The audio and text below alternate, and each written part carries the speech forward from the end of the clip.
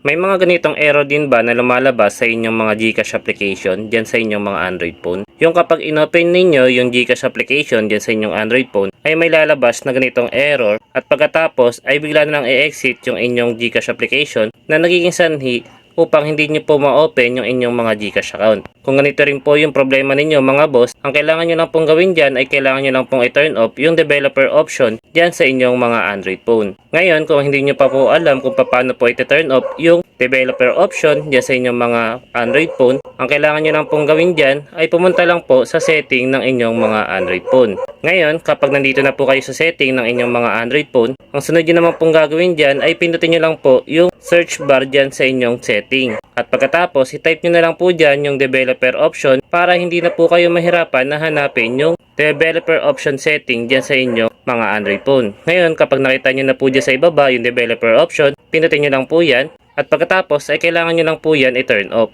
Ngayon, kapag na-turn off nyo na po yung developer option dyan sa inyong mga Android phone, ang kailangan nyo naman pong gawin dyan ay i-back lang po sa home. Pagkatapos ay pwede nyo na pong i-open yung inyong mga GCash phone application. As nakikita po ninyo ay mawawala na po yung error dyan sa inyong mga GCash application. At pwede nyo na pong i-enter yung password ng inyong mga GCash account. So sana po ay makatulong po sa inyo ang video na ginawa ko.